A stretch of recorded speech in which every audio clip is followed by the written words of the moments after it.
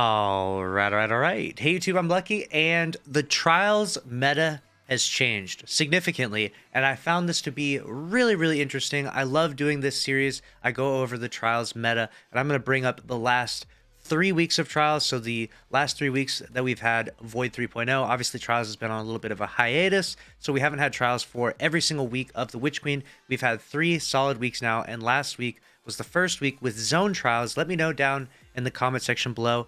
Did you enjoy Zone Trials on the map Midtown? Now, let's go ahead and look at the Trials meta from the first week. We have the main ingredient was number 1. Then we had the Palindrome, the Eyasluna, the Last Word, the Summoner, the Ace of Spades, the Chaperone, the Funnel Web, the Messenger, and the Le Monarque followed up by that. So nothing too crazy, new, or surprising by any of that. The main ingredient was really, really good just before the Witch Queen launched. The Palindrome, the Eyasluna also been very good. The Last Words numbers are getting insane. We have heard Bungie devs reference before that the Last Words usage is not high enough for it to warrant a nerf. Now we're sitting at a weapon that is literally number 4 most popular weapon, and I wonder if they're eating their words a little bit on that one. Then we have the Summoner, rises up the charts a bunch because it returns, and a lot of people are trying it out, experimenting with it. Do I think the Summoner is truly a top 10 meta weapon? Probably not. This is maybe more of a popularity thing. And a resurgence thing of this weapon returning. The Ace of Spades, for sure, a top 10 weapon. The Chaperone, for sure, a top 10 weapon. Insanely good when in the shotgun realm. And then we go on down to the Funnel Web. Now it's a 900 RPM SMG. We've seen the multi-mock hit the top 10 before, but definitely cool to see another 900 do really well. And I do think that SMGs are actually doing a lot better now than shotguns. If you notice, there's actually no pellet shotguns in the top 10 from the first week, which is pretty crazy to think about.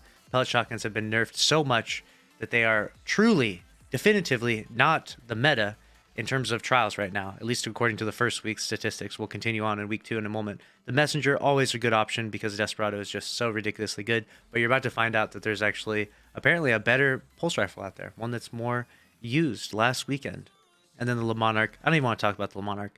I do not like Le Monarque playstyle, but teach their own. If you're a Le Monarque user out there, I'm not going to give you any hate. Next up, we have the week afterwards, or I guess we had 1 week hiatus because of Iron Banner, and then we had the week after that. We had this weekend of Trials. We had main ingredient was number 1. We had the Palindrome is number 2. The Eyasluna is number 3, so we kept everything according to that. The Ace rose to the number 4 spot. The Peace of Mind rose to the number 5 spot. I made a video talking about there's some pretty crazy rolls on this. It is the right archetype of pulse if you wanted to, just blast some people with the 540 RPM. I think it's probably one of the better ones. It is above the Messenger that week. And then we have the Last Word, the Summoner. The Crimson sneaks into the top 10, which is surprising.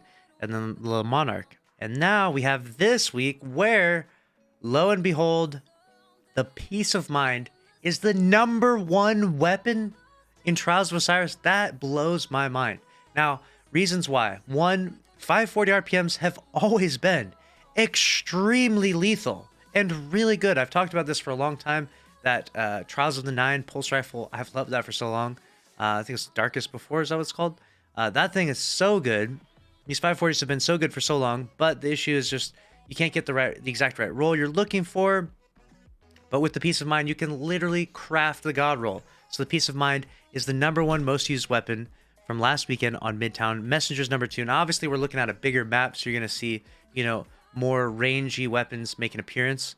But clearly, when the map is more mid-range to long-range, the Peace of Mind is the king of PvP, which is pretty cool and pretty exciting to see a big shift in the meta post-Witch Queen, especially with the bigger maps.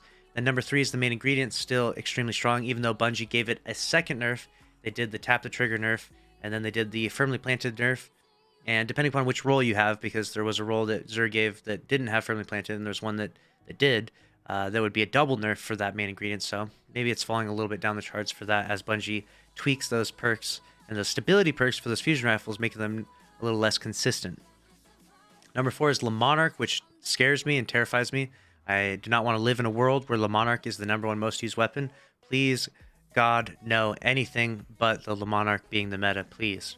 I don't want that at all, but let's move on to the next one. We got the Palindrome, the Eyasluna, and the Dead Man's Tale making it up here. Really surprising. Bungie gave it a hard nerf. The Hipfire RPM got nerfed drastically. Still, it reigns very strong in Trials because it's a rangey map. The Last Word. Now, if this doesn't tell you how OP the Last Word is, We play on like the biggest trials map that's available right now in the rotation. And still, the closest ranged primary ammo weapon is still in the top 10. And it's not even number 10, it's number 8. So if that doesn't let you know how OP the last word is, I don't know what else will. I don't know what else will. Let me know if you agree or disagree. The last word is OP. Last word needs a nerf. Slight nerf. Okay, I'm not saying nerf it hardcore. It is an exotic. It is a hand cannon. It's going to be good no matter what. Or if anything, just bring it down a little bit. Maybe bring down the aim assist on it a little bit. That's my suggestion. Next up, we have the Ace of Spades and then the No Time to Explain. Not surprised there because I've always felt like the No Time and the Messenger have, similar play styles and usage, but the Messenger just obviously takes the cake with that Desperado perk. So that is the Trials meta report. Those are the weapons you're going to want to use on the big maps and on the small maps. Those are the strongest weapons in the game. I figured I would also, since I already have you here, talk a little bit about the god roll of this Peace of Mind because you can craft it. If you go to the war table, you can actually pick up engrams. And if you upgrade your war table properly, you'll get a bunch of these things to drop after activity completions. So you have just tons of ability to, focus those umbrals and get weapons to drop. And I can already craft a Peace of Mind myself. And I have crafted, I'm working on crafting this roll. I'm leveling it up, actually. It's the problem. Leveling up takes forever. This is the god roll that I would recommend to craft. You can go with whatever you like if you think there's something better out there. I will talk about all of the other variant perks that could also be good. So, first up, we would pick up Elemental Capacitor because with Void 3.0 and using Void classes like most of you are, that stability on a pulse rifle is perfect, especially on a 540 RPM that has a good amount of kick to it. This is really, really good. This will be easily the strongest perk in my opinion. The only other comparable perk would maybe be Moving Target. If you're on controller, you probably really like this a lot, and you could benefit from stability in other locations and other perk slots and get away with Moving Target. So, teach their own. Mouse and keyboard, I'd say this. Controller, I'd say this. But you pick what you decide.